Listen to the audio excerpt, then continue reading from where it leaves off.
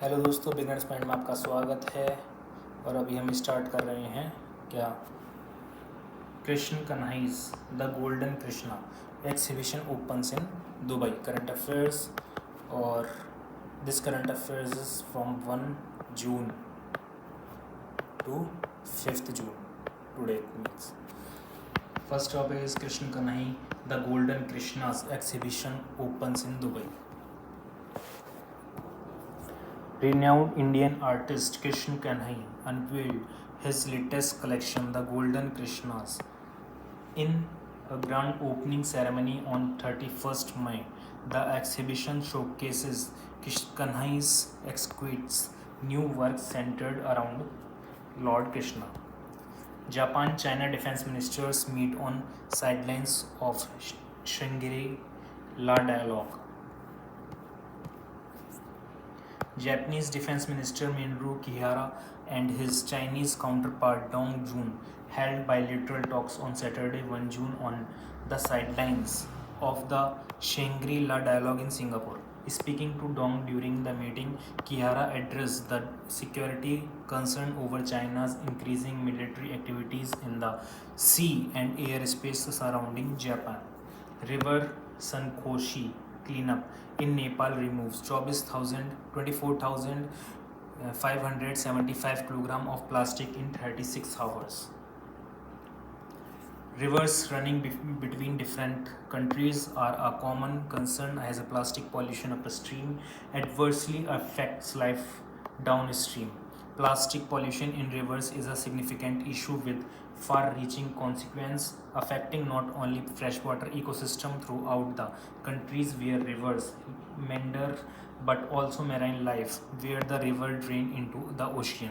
To clean river Sankosi in the Bagmati province of Nepal, 134 people participated in a river cleanup campaigning organized by Project CAP, collaborative approach for preventing plastic leakage in rivers in Golan Zor rural municipality under the Please Plastic Free Rivers and Seas of South Asia program.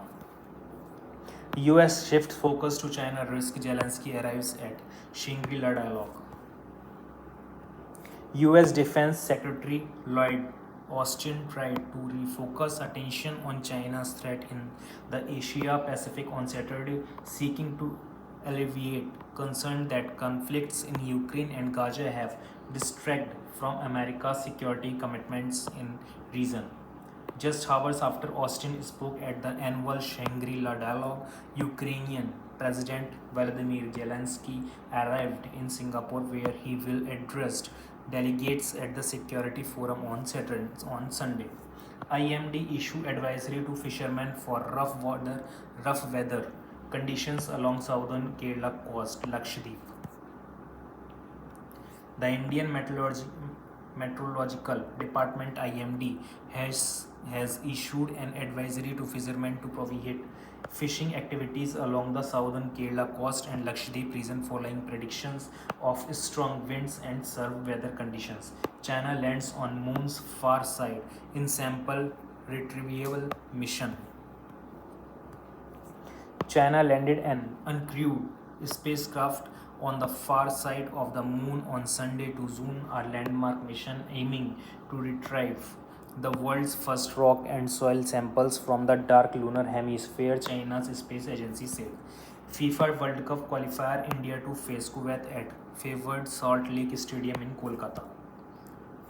India is gearing up for FIFA World Cup qualifier against Kuwait at Kolkata's Lake Stadium on June 6. This match, their fourth encounter in a year, holds importance as it could secure India's spot in the third round of FIFA World Cup qualifiers and direct qualification for AFC Asian Cup 2027 global pandemic treaty to be concluded by 2025, WHO says. Talks aimed at reaching a global agreement on how to better fight pandemics will be concluded by 2025 or earlier if possible, the World Health Organization said on Saturday. The WHO's 194 member states have been negotiating for 2 years on an agreement that could increase collaboration before and during pandemics after the acknowledged failure during COVID-19. Norway chess R. Pragnanda, Easton's world number 2, achieves unique feat in classical chess.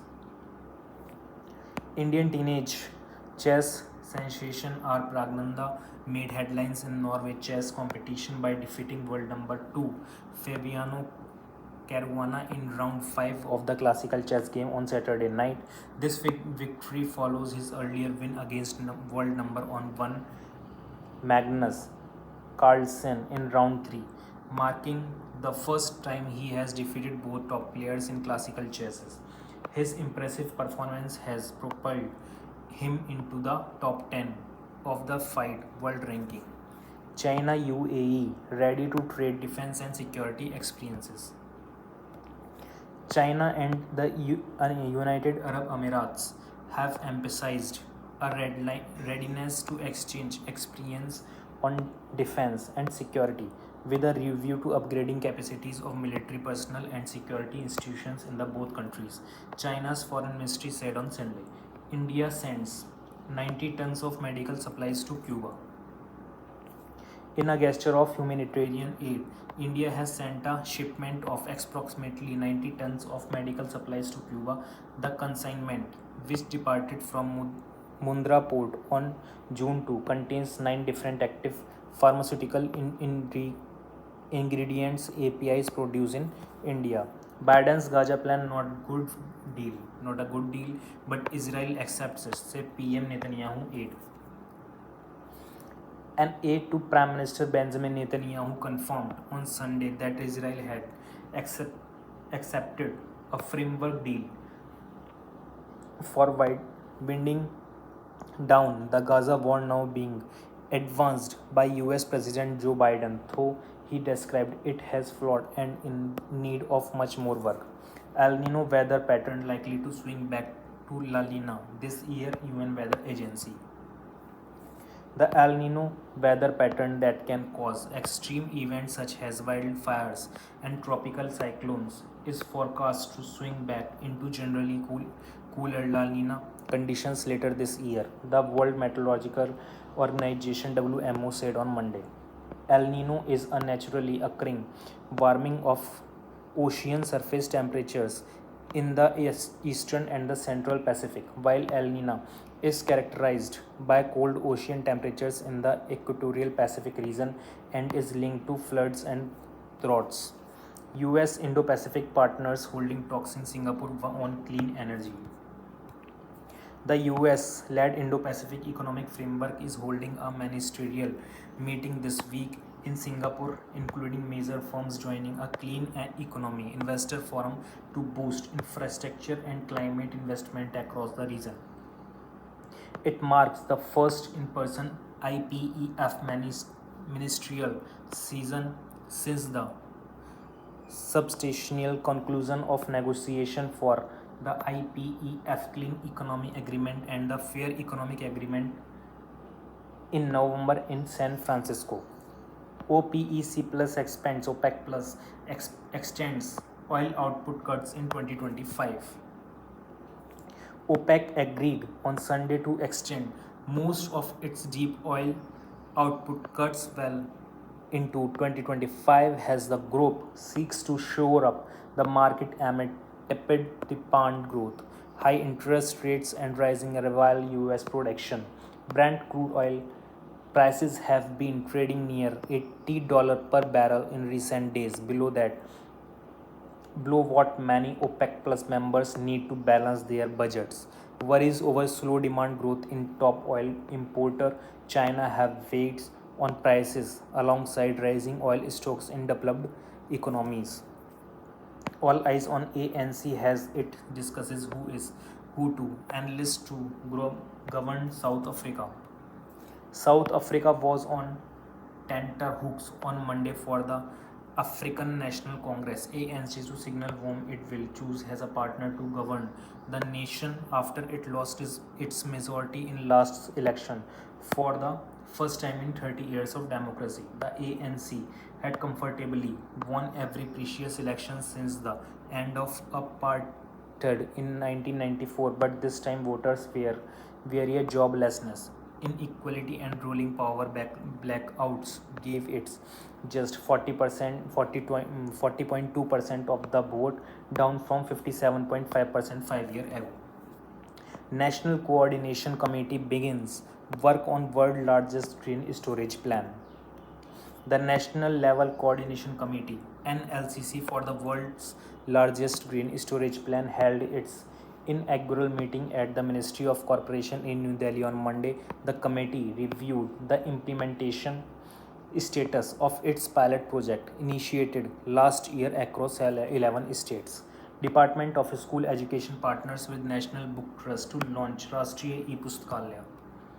The Department of School Education, Ministry of Education has signed a Memorandum of Understanding (MOU) with the National Book Trust to establish an institutional framework for Rashtriya E-Pustakalaya, a peering digital library platform. This collaboration aims to enhance the accessibility of non-academic books for children and adolescents across India. Host Germany dominate but play out goalless draw against Ukraine ahead of Euro 2024 kickoff. Euro 2024 host Germany missed scores of chance and dominated for much of the friendly game against Ukraine on Monday, 3rd June, but did not get past a 0-0 in their penultimate warm-up game before the tournament start in 11 days. The Germans, desperate for a good Euro on home soil after a decade without any international success, hit the woodwork and came close on several occasions in a strong performance despite plenty of substitutions. FSI issues directive mandating all FBOs to remove any claim of 100% fruit juice from labels. The Food Safety and Standards Authority of India (FSI) has issued a directive mandating all food businesses operators (FBOs) to remove any claim of 100% fruit juices from the labels and advertisement of free constitute fruit juices with an immediate effect. FSI has also instructed all FBOs to exhaust all existing pre-printed packaging material before 1st September 2024. Ministry of Health and Family Welfare in a statement said that it has brought to the attention of FSI that several FBOs have been inaccurately marketing various types of reconstituted fruit juices by claiming them to be 100%. Sikkim Prem Singh Tamang meets governors, stakes claim to form new government. Following the inaugural meeting of the newly elected legislators at Gangtok Mintong Gang, Sikkim Chief Minister Prem Singh Tamang called on Governor Lakshman Prasad Acharya and formally submitted a resolution declaring him to be the Chief Minister from his party. The resolution, signed by all 30 newly elected legislators, designated Sikkim Krantikari Morcha (SKM) President Prem Singh Tamang as the leader of the legislature party and the chief ministerial candidate for the 11th Sikkim Legislative Assembly.